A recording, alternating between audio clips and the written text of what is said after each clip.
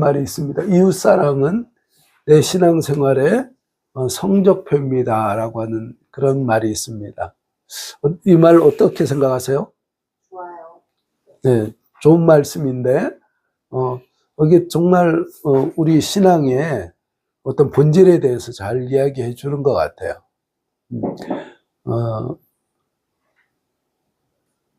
전에 제가 한번 말씀드린 적이 있었는데, 어떤 저희 교회, 지금은 이제 그분이 이사 갔어요. 그래서 참 모든 사람이 기뻐하고 할렐루야 하고 하는데, 그분이 입만 열면 뭐라고 하냐면, 하나님께서 나를 얼마나 사랑하는지 아느냐고, 그렇죠? 나는 하나님의 축복의 주인공이다 라고 하면서, 그리고 또 내가 기도하면 하나님은 다 기도 제목을 들으시고 응답해 주시는 분이시다 라고 뭐 동네 다니면서 그렇게 이야기를 하는 거예요. 거기까지 너무 좋죠.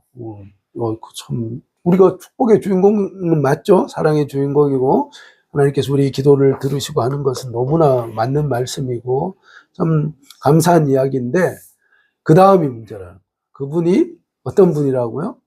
동사무소 직원이 그분 때문에, 그분이 민원도 하도 전화를 해서 괴롭혀서 근무지를 이렇게 옮겨야 되는, 그러니까 요즘 얘기하는 뭐죠? 악성 민원인. 그래서 아무개 이름 되면, 그러니까 알고 봤더니 그분 왜 그럴까라고 했는데, 보니까 그 전에 살고 있던 곳부터 이미 명성이 자자하더라고요. 참, 그런데 그렇게 해서 그 이름 삭자 만들면 사람들이 치를 떠는, 그래서 뭐 우리 아파트 내에서도 아주 유명한 사람이었어요. 그래 그 관리사무소 직원들이 아주 그냥 혀를 내두르면서 힘들어하는데, 중요한 건 뭡니까? 그 사람이 어떤 사람이라고요? 어디 있는 아주 큰 이름만 되면 아는 아주 큰 교회의, 그쵸, 그 집사라고 한다는 거예요. 그래서 참 기가 막히죠. 너무너무 참 기가 막히는 거예요. 참, 그래서 제가 오늘 칼럼에도 이제 썼지만, 그 신앙을 성경이 뭐라고 얘기하냐면, 그건 반쪽짜리 신앙이다. 그죠? 그리고 그 신앙은 뭐예요? 꽃은 있는 것 같은데 뿌리가 없는 그런 신앙이다 라고 하면서, 한마디로 성경은 그 신앙에 대해서 그건 가짜 신앙이다 라고 그렇게 한마디로 정의를 하고 있는 것을 보게 됩니다. 자, 우리가 오늘 제가 이제 도입을 하면서 드리는 말씀의 요지가 뭐예요? 바로 우리의 신앙이 이웃사랑으로 증명되지 않으면 그 사랑은 반쪽이든지 가짜든지 그렇게 될 수밖에 없다라고 하는 것을 제가 말씀을 드리는 겁니다. 자, 우리 주님께서 말씀하십니다. 자, 우리 빨간 글씨 한번 읽어보겠습니다. 시작. 주께서 이르시되 내 마음을 다하고 내 목숨을 다하고 뜻을 다하여 주 너의 하나님을 사랑하시니 이것이 주로 첫째는 계명이요 둘째도 이와 같으니 내 이웃을 내 자신과 같이 사랑하시니 이 두 계명이 율법과 선지자의 강령이라. 그렇죠. 제가 지난주였죠. 이 본문에 대해서 말씀을 드렸지 않습니까? 다시 한번 말씀을 드리겠습니다. 그래서 한 바리새인 율법사가, 그렇죠? 바리새파 율법사가 예수님 앞에 찾아와서 질문을 하는데, 좋은 뜻으로 이렇게 질문을 하면 좋은데 그게 아니라 뭐예요? 예수님을 어떻게 해요? 시험하고 예수님의 말을 꼬투리를 잡아가지고 예수님을 모함하고 예수님의 권위를 떨어뜨리려고 시험하는 그 질문을 했다는 거예요. 그래서 어느 계명이 하나님을 사랑하라고 하는 계명이 큽니까? 아니면 이웃을 사랑하라는 계명이 큽니까? 둘 중에 선택을 하십시오 라고 그렇게 이야기를 한다는 겁니다. 그러면 보통 뭐라고 한다고요? A야 아니면 B야 라고 그렇게 보통 대답을 하는데, 하나님을 사랑하라라고 하면 이웃 사랑에 대한, 그렇죠? 실천적인 사랑이 없는 예수의 그 가르침은 거짓이다라고 이렇게 얘기하고, 아니 그 반대로 뭐예요? 이웃을 사랑하라라고 하면 하나님을 경외하지 않는, 그렇죠? 신성 모독적인 그런 가르침이다라고 해서 예수님을 시험에 빠뜨리려고 하는 그런 아주 교묘한 그런 질문을 했다는 겁니다. 거기에 대해서 예수님이 뭐라고 그러셨다고요? 그렇죠? 하나님의 사랑과 이웃 사랑은 먼저 어떻게 하라고요? 하나님을 사랑하라. 목숨과 뜻과 정성을 다해서 하나님을 사랑해라. 그런데 둘째도 첫째와 같다라고 말씀하는 거예요. 이웃 사랑이, 그러니까 뭐예요? 하나님 사랑과 이웃 사랑이 같은 무게다. 그렇죠? 같은 비중이다라고 하는 것을 예수님이 분명하게 말씀을 했다는 겁니다. 그래서 우리가 지난번 이 말씀을 통해서 나눈 것이 뭡니까? 이따가도 제가 계속해서 말씀을 드리겠지만, 하나님을 사랑하는 그 사랑, 그렇죠? 하나님과 친밀함 없이, 그렇죠? 하나님은 나를 사랑하시되 어떻게 사랑하셨습니까? 마음과 뜻과 정성을 다해서 사랑하셨습니다. 그렇지 않습니까? 하나님은 그렇게 우리를 사랑하셨어요. 그래서 그 증거가 뭐라고 했습니까? 십자가에서 우리를 사랑하시되, 그냥 내가 너 사랑한다라고 말로만 끝난 립서비스의 그 사랑이 아니라 어떤 사랑이었어요? 친히 살을 찢기면서 온몸에 피를 다 쏟아가면서 하신 그 사랑이 손으로 만진 바 되고 우리의 심령 가운데 경험되어지는 생생한 사랑으로 우리 하나님께서 우리를 사랑하셨다는 겁니다. 아멘이십니까? 그렇죠? 그렇기 때문에 그 사랑으로 뭐예요? 그렇게 우리 주님께서 우리를 사랑하셨기 때문에 우리에게 말씀하시는 거 뭡니까? 너도 나를 그렇게 좀 사랑해 줬으면 좋겠어. 하나님이 우리에게 해주신 것 없이 예를 들어 일방적인 의무라든지 요구를 하신다면 우리는 참 부담스러울 거예요. 그런데 그게 아니라 우리 하나님은 이미 뭐예요? 우리를 위해서 목숨을 주셨다는 겁니다. 세상에 단 한 사람이 구원받을 사람이 나 하나밖에 없다고 하더라도 예수님은 뭐예요? 나의 구원을 위해서 십자가를 지고 이 땅 가운데 내려오셔 십자가를 지고 그 희생을 아낌없이 치르시는 분이 바로 그 사랑의 주님이 바로 나를 사랑하신 주님이라는 겁니다. 그 사랑으로 우리 주님께서 그렇게 사랑하셨기 때문에 주님께서 말씀하신 게 너도 나를 그렇게 사랑해 주지 않겠니? 우리를 향한 주님의 사랑은 어떻습니까? 주님을 향한 나의 사랑은 어떻습니까? 정말 주님은 생명을 다해 사랑하는데 우리 너무 적당하게 그렇게 주님을 사랑하는 것이 아닌지 우리를 좀 돌이켜 봤으면 좋겠습니다. 그래서 제가 지난주에도 말씀드렸다시피 우리가 이 바리새인 율법사의 이 사랑의 한계는 뭐예요? 우리가 신앙생활이다라고 일반적으로 얘기할 때 신앙생활을 자칫하면 뭐로 생각한다고요? 율법적인 어떤 행위라든지 종교적 의무를 잘 감당하는 거. 일요일 됐으니까 교회 가는 거예요. 뭐 11조 하라니까 그 11조 하고. 물론 안 하는 것보다 낫지만 중요한 건 뭐예요? 거기에 뭐가 빠졌어요? 사랑이 빠지고, 그렇죠? 내가 천국 가기 위해서, 내가 우리 공동체에 인정받기 위해서 드리는 그런 어떤 그것이 율법적 행위와 종교적 의미가 된다라고 하면 그것은 뭐예요? 신앙생활을 정말 잘못하고 있다는 거예요. 우리가 하나님 앞에 드리는 헌신들, 우리가 하나님 앞에 드리는 어떤 선한 것들, 그 모든 것은 무엇이 기초가 되어야 된다고요? 하나님을 향한 사랑이 기초가 되어야 된다는 거예요. 아멘이십니까? 그럼요. 그런데 바리새인 율법사의 사랑은 뭐예요?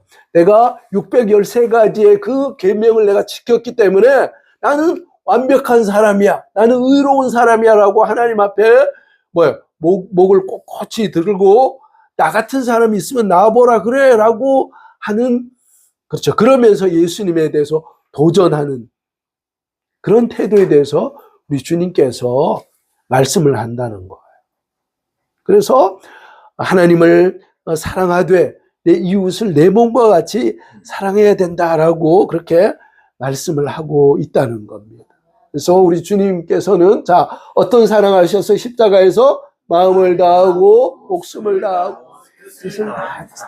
그래서 5장 8절, 로마서 5장 8절로 이렇게 우리에게 말씀합니다. 읽어보겠습니다. 시작. 우리가 아직 죄인 되었을 때 그리스도께서 우리를 위하여 죽으심으로 하나님께서 우리를 향한 자기의 사랑을 확증하셨습니다. 그렇죠. 우리는 여전히 죄 가운데 있고 우리는 하나님의 사랑, 은혜와 사랑을 받기에 1도 자격이 없었을 때 우리 주님께서는 뭐예요? 2000년 전에 이미, 그렇죠. 네가 이 사랑을 깨닫고 내게로 돌아오면 그걸로 됐다라고 하시면서 우리를 위해서 십자가에서 그렇게 목숨을 들여가면서 우리의 구원을 위해서 그 거룩하고 아름다운 그 희생을 우리를 위해서 이미 그 대가를 치르셨다는 겁니다. 이 사랑이 바로 우리를 향한 하나님의 놀라운 사랑이라는 겁니다. 그래서 우리가 십자가를 볼 때 보면 십자가는 참 놀라운 의미가 있어요. 자, 하나님을 사랑하라 라고 하는 것이 우리 신앙의 뭐라고요? 뿌리라는 겁니다. 그래서 이웃사랑이라고 하는 이 열매에 대해서 우리가 본 우리 기독교 교파 중에서도 보면 하나님의 사랑에 대해서만 강조하는 그런 교파들이 있어요. 그럼 어떤 교파일까요? 예를 들어 순복음 쪽이라든지 아주 극단적인 장로교회라든지 그런 쪽은 그죠? 바로 이렇게 하나님의 사랑에 대한 부분에 대한 것만 이야기하고 안타깝게도 놓치는 부분이 뭐냐면 이웃에 대한 사랑, 섬김, 희생, 나눔, 봉사, 헌신 이 부분에 대한 것이 너무나 약하다는 거예요. 그런데 반대로 예를 들어 이웃 사랑에 대한 것, 기장치기라고 보통 얘기하죠. 기독교 장로, 예를 들어 우리나라 민주화라든지 이런 것들을 위해서 가서 그저 데모하고 막 이랬던 그런 교파들은 이웃 사랑에 대한 것들의 그 가치는 엄청난 큰 무게를 가지고 하는데 정작 뭐예요? 하나님의 사랑에 대한 부분들이 너무나 약한 것을 보게 됩니다. 그래서 흔히 이야기할 때 머리만 큰 신앙 그리고 손과 다리만 굵은 신앙 이렇게 우리가 평가할 수가 있다는 겁니다. 그러나 바람직한 신앙은 어떤 신앙이 되어야 될까요? 그렇죠. 머리도 단단하고 팔다리도 튼튼한 사람. 그래서 우리가 이웃 사랑을 실천하고 헌신하는 그것이 바로 그 뿌리가 무엇이에요? 하나님을 사랑하는 그 사랑, 그 십자가에서 용납할 수 없는 나를 품으신 그 놀라운 사랑에 대해서 감격하면서 그 사랑 때문에 어떻게 해요? 이웃에 대해 내가 품을 수 없고 정말 보면 맘맛 떨어지고 하는 그런 이웃이라고 할지라도 다시금 어때요? 나 같은 자를 용납하신 그 사랑 때문에 그렇죠? 그 사람에게 다시 한번 화해의 손을 내밀 수 있는 그런 신앙이 바로 하나님께서 기뻐하시는 바람직한 그 신앙인 줄로 믿습니다. 그래서 우리 사랑하는 성도님이 다 이런 건강한 신앙으로 아름답게 세워지시기를 주님의 이름으로 축복합니다. 그래서 우리 교회에 보면 제일 위에 보면 뭐라고 있습니까? 여기 파란 글씨가 하나님을 기쁘시게 이웃을 행복하게 라고 하는 것이 바로 뭐예요? 이건 성경을 다 통틀어는 핵심적인 그 가치, 가장 중요한 가치가 바로 이거라는 겁니다. 하나님 사랑과 이웃 사랑이라는 겁니다. 그래서 이제 여기서 우리가 잠깐 이 부분에 대해서 한번 좀 생각해 보기를 원합니다. 보통 우리가 종교를 나눌 때 하등 종교가 있고요, 고등 종교가 있다는 겁니다. 여러분 아시죠? 종교도 다 같은 종교가 아니라는 겁니다. 아주 하급 종교가 있고 상급 종교가 있다는 거예요.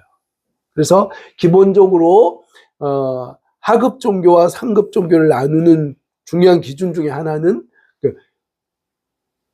경전이 있는가. 그 종교의 교리를 잘 담고 있는, 핵심적인 교리를 담고 있는 경전이 있는가라고 하는 것이 기본적으로 하급 종교와 고등 종교를 나누는 그런 기준입니다. 자, 그러면 그것을 기반으로 해서 하등 종교, 그리고 고등 종교, 더 나아가서 하등 종교인, 또 고등 종교인은 그러면 어떻게 다른가라고 하는 것을 잠깐 표를 통해서 살펴보기를 원합니다. 하등 종교의 특징, 하등 종교인은 뭐예요? 어떤 특징이 있냐면, 어떤 특징이 있어요? 기복주의적이에요. 그러니까 그의 관심이, 그가 어떤 신을 믿는 중요한 목적이 뭐예요? 복받기 위해서. 복이 그 전부라는 거예요.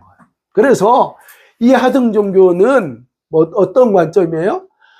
아무 신이나 괜찮아요. 아무 신이나 그냥, 그쵸, 아무거나 하나 걸리라는 거예요. 그래서 그 신한테 그냥 복만 주면 그 신은 좋은 신인 거예요. 그래서 인생의 모든 가치가 그냥 복 받는 것이 최대의 가치라는 거예요. 그런데 고등 종교는 어떻게 다릅니까? 물론 기복주의, 그러면 예를 들어 하나님 믿으면 그럼 복에 대해서 전혀 관심 없이 살아야 돼, 초월해 살아야 돼, 그런 관점이 아니에요. 중요한 포인트가 뭐냐는 거예요. 하나님을 믿고 하나님을 의지하면서 살아가면 하나님께서 신령한 복, 또 이 땅에 아름다운 복도 허락하십니다. 그런데 포인트는 그게 아니라는 거예요. 하등 종교가 믿는 그 복 자체에, 그러니까 복 주시면 그게 좋은 신이고, 복 안 주면 내 뜻대로 잘 안 들어주는 신이면 그건 나쁜 신이다, 이런 관점이라는. 그런데 고등 종교는 어떻습니까? 처음에는 그렇게 신앙생활을 했다고 하더라도, 그렇죠, 믿음이 깊어지면 어떻습니까? 그 복 자체, 거기에 목숨 거는 것이 아니라 그 고등 종교에서 추구하는 그 핵심적인 진리, 특별히 기독교에서 얘기하는 건 뭡니까? 믿음이 좋다라고 하는 것이 뭐죠? 기도 많이 하고, 그렇죠, 성경 많이 읽고, 그게 신앙의 척도입니까? 그게 아닙니다. 뭐냐면 얼마나 자기를 부인하며 살아가는가. 자기 부인을 잘하는 것을 어떻게 보면 알 수 있습니까?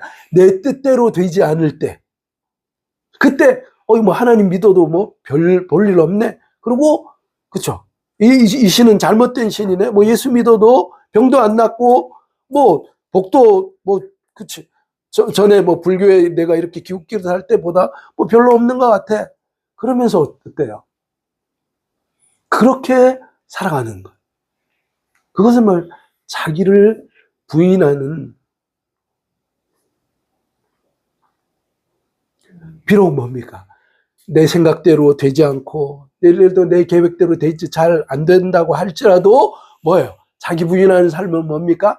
이것을 통해서 하나님께서 내게 주시고자 하는, 그렇죠, 분명한 은혜와 뜻이 있다라고 하는 그 믿음을 가지고, 그렇죠, 하나님이 내게 신실하시기 때문에 나도, 그렇죠, 부족하지만 하나님의 뜻에 순종하며 한 걸음 한 걸음 살겠습니다라고 하는, 그것이 바로 뭐예요? 자기를 부인하는 바람직한 신앙이라는 것. 아멘이십니까? 자, 또 보십시오. 그래서 하등 종교는요, 여러분 보십시오. 이단이라든지 사입이라든지 이런 걸 보시면 뭐예요? 철저히 자기중심적. 우리 교파, 그렇죠? 우리 교회, 예를 들어 여러분 신천지 이런 거 보십시오. 사회적인 책무, 계속해서 다 같이 그걸 말씀드릴까요? 자, 보십시오. 그래서 그들의 관심은 오직 우리 교파, 그죠? 신천지라고 하는, 그죠? 어떤 이단의 세력을 키우는, 그것이 유일한 목적이에요. 그렇기 때문에 사회적으로 가정이 다 깨지고, 그죠? 온갖 사회적으로 지탄을 받고 해도 뭐예요? 우리는 뭐예요? 문제 없다라고 하면서 살아가는 것이 바로, 그렇죠, 바로 그 하등 종교라는 거예요. 그래서 신천지라든지, 그렇죠, 이런 여호와의 증인이라든지 이런 그 종교들이, 그죠? 바로 사회적 문제를 일으키고 끊임없이 자기중심적으로 그렇게 살아간다는 거예요. 그런데 뭡니까? 고등종교는 어떻습니까? 자기중심적이 아니라 이타적으로 살아간다. 그래서 어찌하든지, 그죠? 이 신앙을 통해서 가정이 건강해지고, 그죠? 사회가 어떻습니까? 더 아름답게 성숙하고 성장하는데 기여하는 것이 바람직한 종교, 그죠?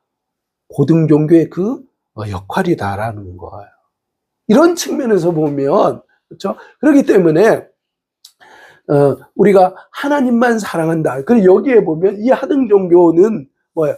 그 대상에 대한, 그렇죠? 그것만, 그러니까 위를 향한 그 수직적인 어떤 부르짖음과 요구들만 가득한 거예요.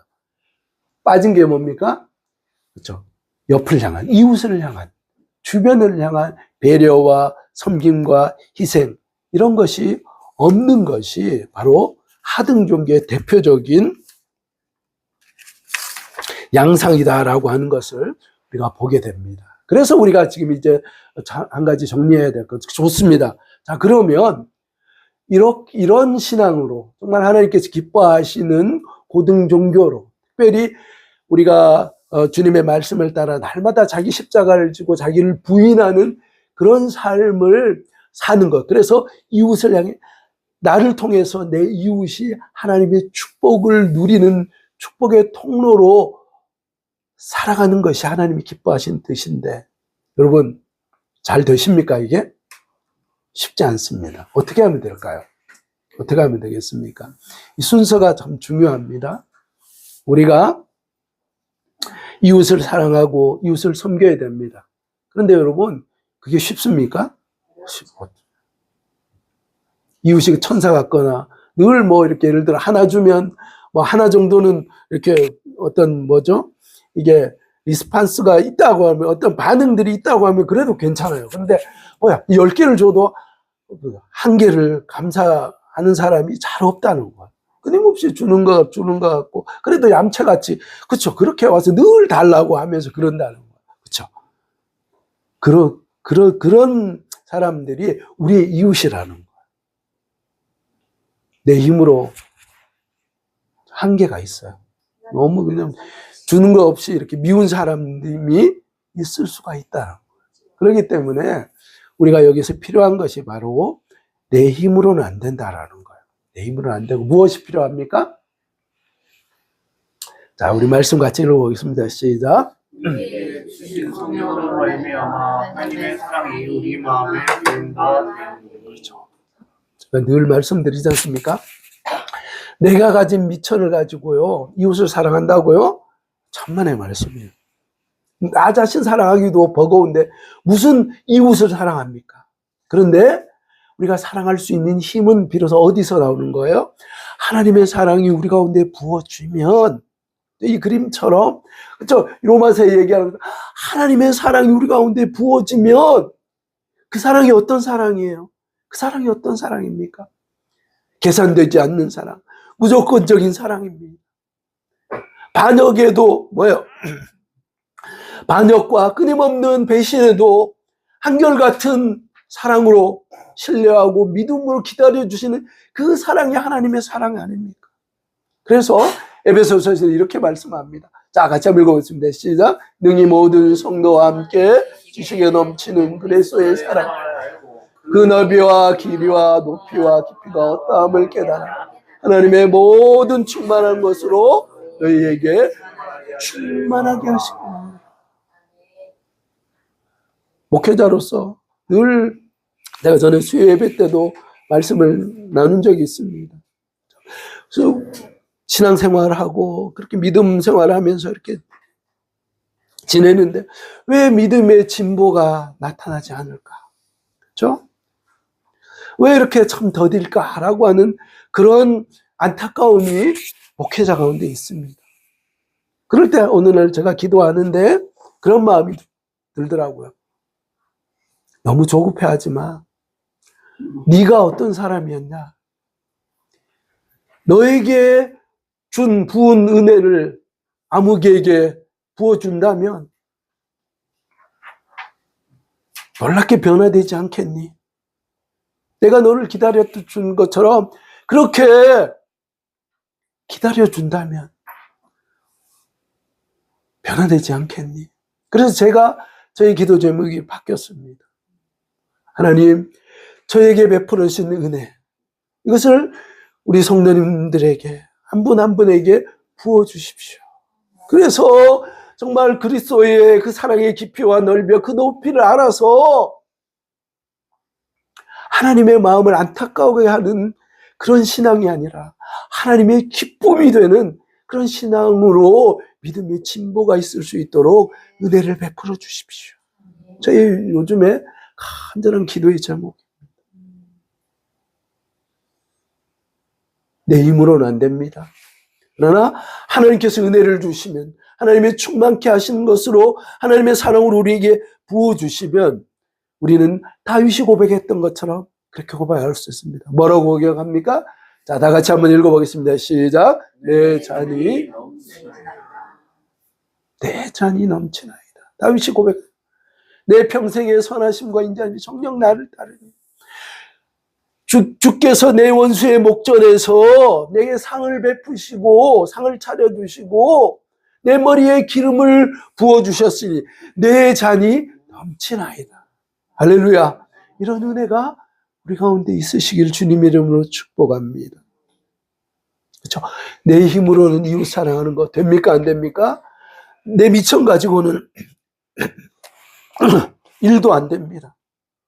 그러나 하나님께서 내게 부어주신 그 은혜를 내 삶 가운데 부어주시고 은혜를 허락하실 때 비로소 우리는 주님의 사랑 때문에 우리의 잔이 차고 넘치게 될 줄로 믿습니다. 우리 옆에 있는 분하고 인사하겠습니다. 성도님의 잔이 차고 넘치시기를 축복합니다. 그렇게 인사하겠습니다.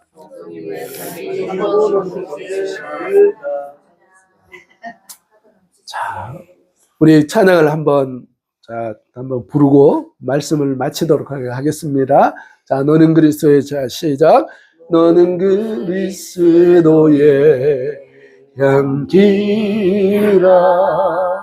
너는 그리스도의 편지라. 하나님 앞에서 그리스도의 향기 너를 통해 생명이 흘러가니 너를 통해 생명이 흘러가니 너는 그리스도의